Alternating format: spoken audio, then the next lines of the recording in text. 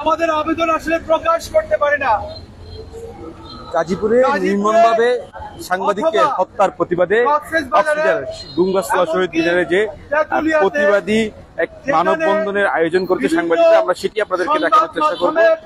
আমাদের সহকর্মী, আমাদের বন্ধু নিশ্চয়ই দেখছেন কক্সবাজার শহরের যে গুঙ্গাসলা, এই গুঙ্গাসলা একটি প্রতিবাদী মানববন্ধন অনুষ্ঠিত হচ্ছে। আমরা সেই দৃশ্যটা আপনাদেরকে তুলে ধরার চেষ্টা করছি। ঘটনা উপস্থাপন করে তারাই আজকে মার খাচ্ছে। আমরা গুটি কয়েক মানুষ সেই মার খাওয়া দেখে, সেই হত্যা দেখে সহ্য করতে না পারে একত্রিত হয়েছি। আপনাদের কাছে বিচার চাওয়ার জন্য নয়, আপনাদের সঙ্গে একত্রিত হয়ে আমাদের নিরাপত্তা খুঁজবার জন্য এখানে এসেছি। একজন সাংবাদিক অথবা একদল সাংবাদিক যারা একটি রাষ্ট্র কাঠামোকে, একটি দেশকে, একটি সরকারকে, একজন এমপিকে, একজন চেয়ারম্যানকে অথবা একজন সমাজের প্রভাবশালী ব্যক্তিকে প্রশ্নের মুখোমুখি করতে পারে, তাদেরকে দিনের দুপুরে ক্যামেরা দিয়ে, ইট দিয়ে থেতলে মেরে ফেলা হচ্ছে। আমি সেজন্যই এই ভীতিকর পরিস্থিতিতে আপনাদের সামনে এসেছি। বিচার চাইতে নয়, আমরা আর বিচার চাই না, আমরা শুধু চাই আপনারা আমাদের সঙ্গে একত্রিত হয়ে দাঁড়ান। আমরা আপনাদের পরিবর্তনের জন্যই কাজ করছি, আপনাদের সংস্কারের জন্য কাজ করছি, আপনাদের ভালোর জন্য কাজ করছি। যে ভালো আপনারা আকাঙ্ক্ষা করেন, যে দেশ আপনারা স্বপ্ন দেখেন, সেই স্বপ্ন বাস্তবায়ন করার জন্য আমরা সাংবাদিকতা করি। এখানে আমরা যারা দাঁড়িয়েছি, আমরা শুধুমাত্র আপনাদের কল্যাণের জন্যই কাজ করি, এই রাষ্ট্রের কল্যাণের জন্যই কাজ করি। আমরা আর কোনোভাবে আমাদের মায়ের বুক, আমাদের স্ত্রী, আমাদের বন্ধু কারোরই বুক খালি হতে দেখতে চাই না। আমি খুব ভয়ে আছি, আমার যারা কলিগ আছে, আমার যারা সতীর্থ আছে, তারা খুবই ভয়ে আছে। আমরা কারোর কাছে বিচার চাইতে গেলে বিভিন্ন রকম ফন্দি ফিকিরে পড়ে যেতে হয়। তাই জন্যই আমরা আপনাদের কাছে এসেছি, মানুষের কাছে যারা আমাদেরকে বাঁচাবে শেষ পর্যন্তই। ধন্যবাদ। আমি এখন আমাদের যারা সতীর্থ আছেন, কলিগ আছেন, যারা আমাদের সাথে যুক্ত হয়েছেন, তাদের কাছ থেকে কিছু বক্তব্য শুনব। দর্শক, আপনারা নিশ্চয়ই দেখছেন গতকাল যে গাজীপুরে মহানগর চান্দা চৌরাস্তা মসজিদ মার্কেট এলাকায় এক সাংবাদিককে নির্মমভাবে কুপিয়ে হত্যা করা হয়। সে হত্যার প্রতিবাদে আজকে কক্সবাজার শহীদ মিনারের যে গুঙ্গাসলা শহীদ মিনার, সেখানে প্রতিবাদী মানববন্ধন অনুষ্ঠিত হচ্ছে, সেটি আমরা আপনাদেরকে দেখানোর চেষ্টা করছি।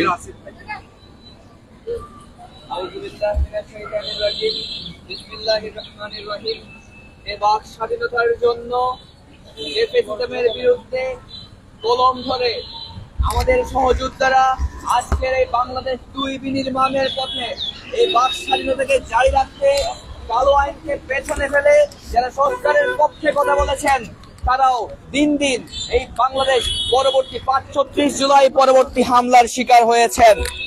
আপনারা দেখেছেন গাজীপুর থেকে শুরু করে দেশের আনাচে কানাচে আমাদের সহযোদ্ধারা, সংবাদ কর্মীরা আজ স্বাধীন, নিরপেক্ষ এবং যোগ্য সংবাদ প্রচারে বারবার বাধাগ্রস্ত হচ্ছেন একটি নির্দিষ্ট দলের দ্বারা। আপনারা দেখেছেন তারা কিভাবে এই বাংলাদেশকে নিরাপত্তাহীনতা প্রকাশ করতে, এই বাংলাদেশের আইন শৃঙ্খলা পরিস্থিতিকে বিদঘুটে একটি অবস্থার দিকে নিয়ে যেতে তারা সংবাদ কর্মীদের উপর নগ্ন হামলা করছে।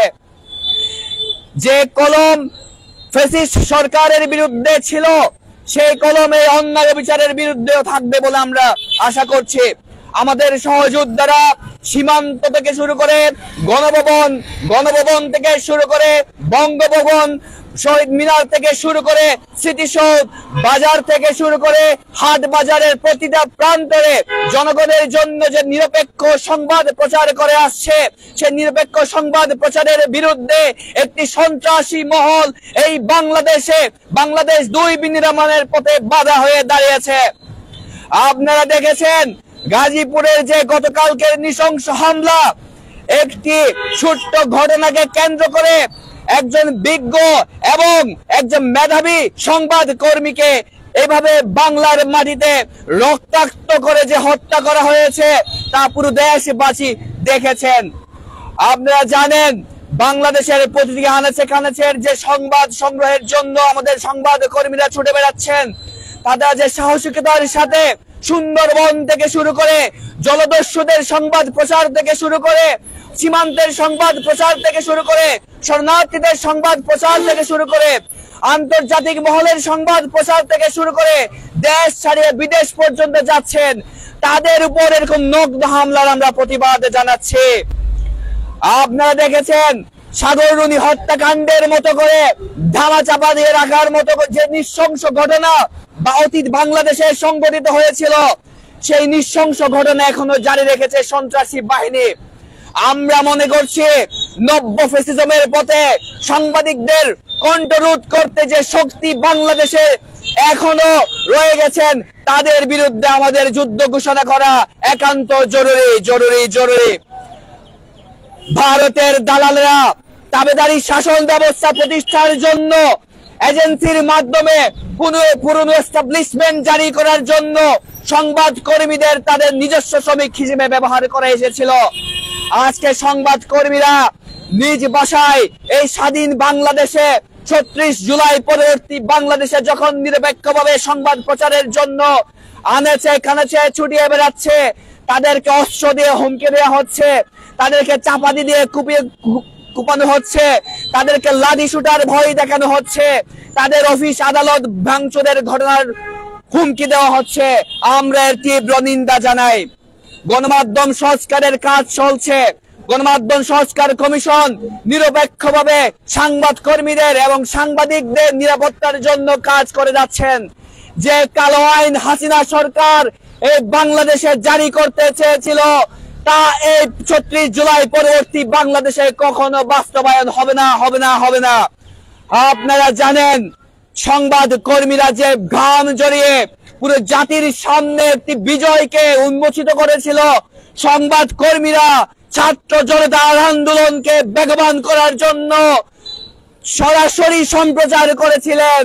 সংবাদ কর্মীরা রাজধানীর রাজপথে একটি যুদ্ধের ময়দানে তাদের প্রাণের ঝুঁকি রেখে তাদের প্রাণের মায়া ত্যাগ করে সরাসরি আমাদের আবু সাইদ হত্যাকাণ্ড থেকে শুরু করে আমাদের মুগ্ধ হত্যাকাণ্ড থেকে শুরু করে তারা সরাসরি ছবি সংগ্রহ করেছে, তারা ভিডিও সংগ্রহ করেছে।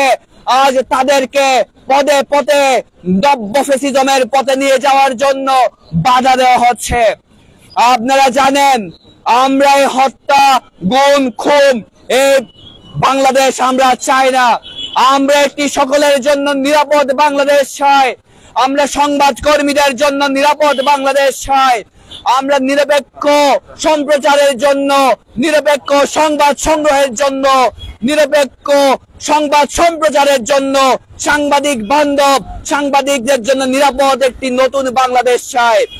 আমরা আমাদের সহকর্মীদের, আমাদের সহযোদ্ধাদের, রাজপথের সহযোদ্ধাদের উপর যে নৃশংস হত্যাকাণ্ড বাংলাদেশে চলছে তার তীব্র নিন্দা ও প্রতিবাদ জানাচ্ছে এবং চিহ্নিত সন্ত্রাসীদের এই হামলায়, এই হত্যাকাণ্ডে জড়িত প্রত্যেকটি মানুষের, প্রত্যেকটি অপরাধীকে আইনের আওতায় এনে বিচারের সম্মুখীন করার জোর দাবি জানিয়ে আজকের এই বিক্ষোভ সভা থেকে আমার বক্তব্য শেষ করছি। ইনকিলাব জিন্দাবাদ, মুজিববাদ মুর্দাবাদ।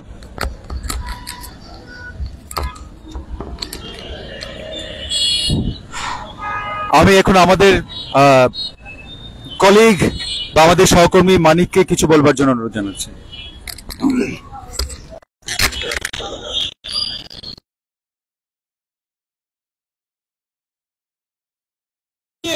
অনেক হতাশা নিয়ে আমরা এখানে রাস্তায় দাঁড়িয়েছি।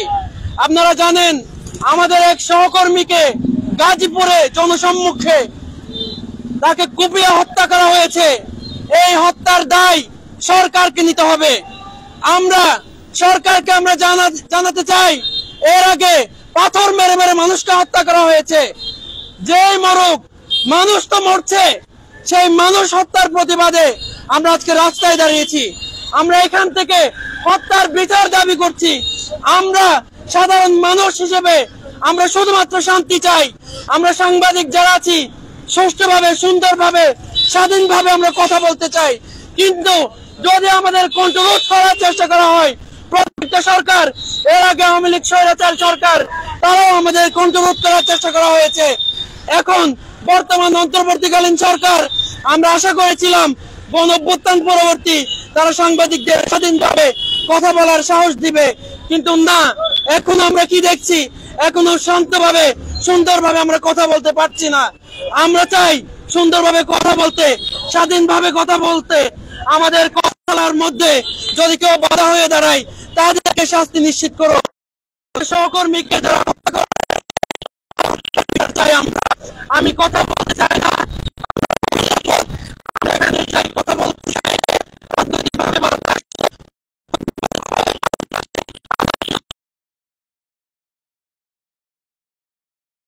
সেটাকে কিভাবে গোয়েন্দা সংস্থার মাধ্যমে কিভাবে খবর রটানো হয়েছে। গোয়েন্দা সংস্থাদের আমরা তাবেদারি আমাদের সংবাদ মাধ্যম আমরা চাই না। আমরা চাই স্বাধীনভাবে কথা বলতে।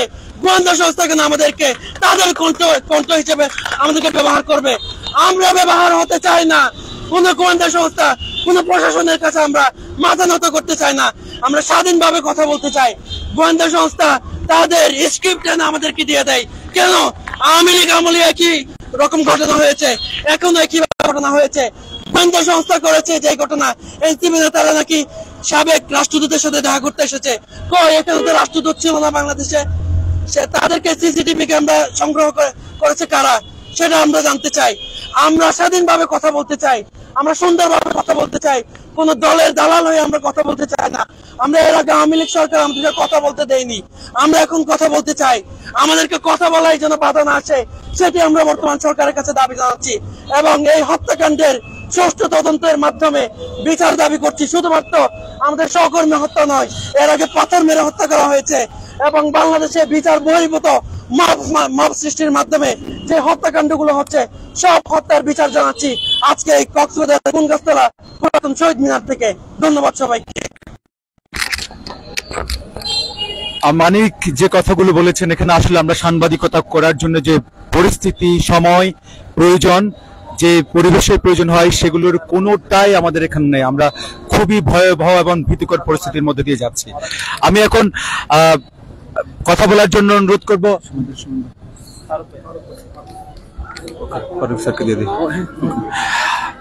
আমাদের সাথে যিনি সলিডারিটি প্রকাশ করেছেন, যে ফারুক স্যারকে আমি কথা বলার জন্য অনুরোধ জানাচ্ছি।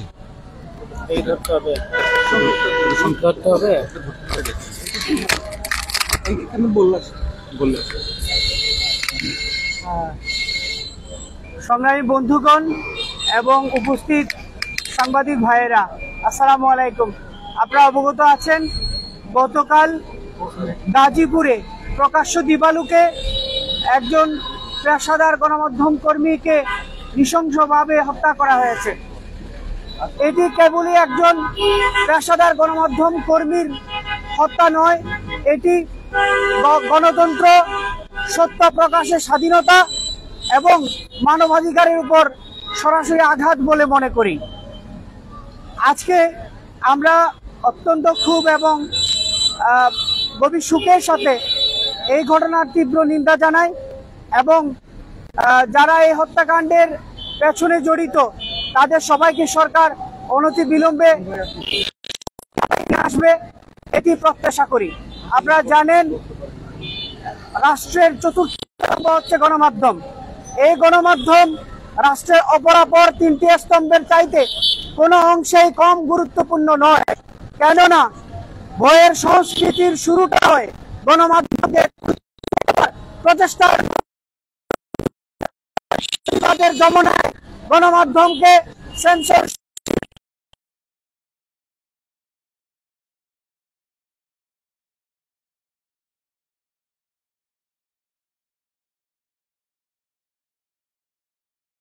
জুলাই গণ অভ্যুত্থান সংগঠিত হয়েছিল।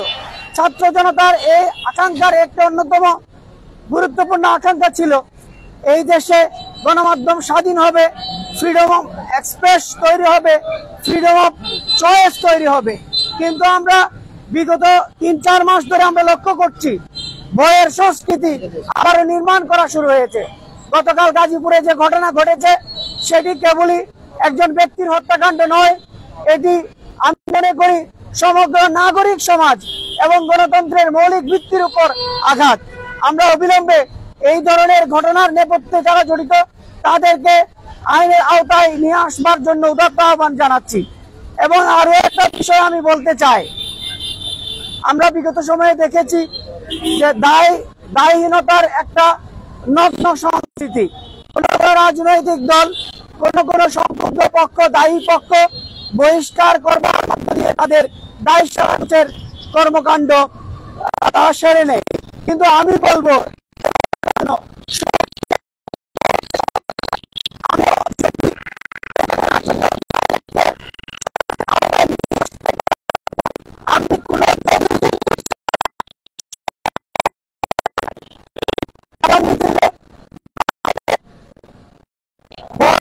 একটা গণতান্ত্রিক কাঠামো আমরা দেখতে চাই এবং গণমাধ্যমের স্বাধীনতা, নিরঙ্কুশ স্বাধীনতা দেখতে চাই।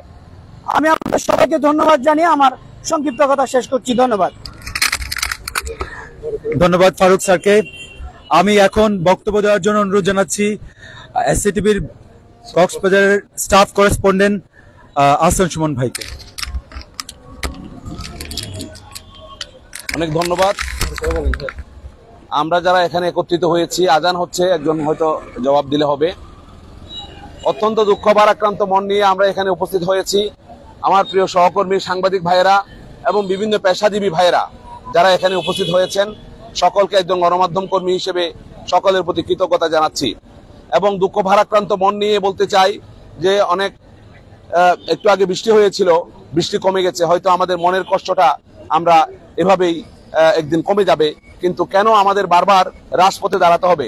গণমাধ্যম কর্মীরা আমরা তো রাজপথে দাঁড়িয়ে কথা বলার জন্য না, কথা বলবে অন্যরা, আমরা তাদেরকে মিডিয়ায় তুলে ধরবো, সেটাই হচ্ছে আমাদের কাজ।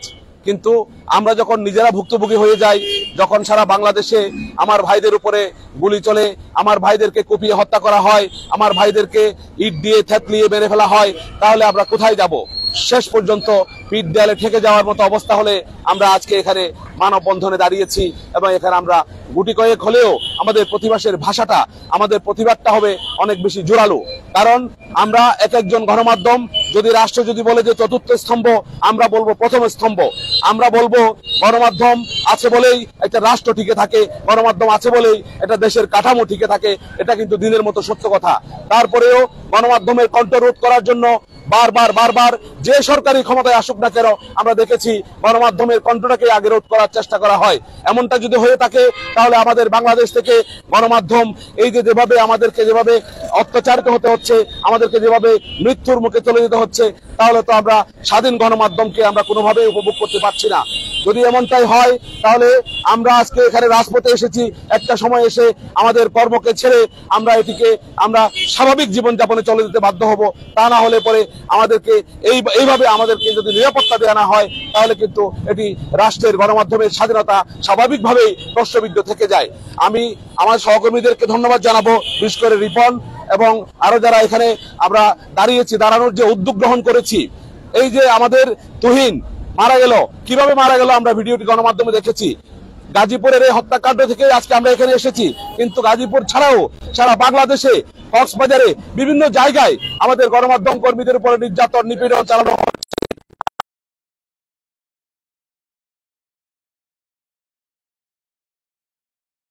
জন্য এটি অমঙ্গল ছাড়া কিছুই নয় বলে আমি মনে করি।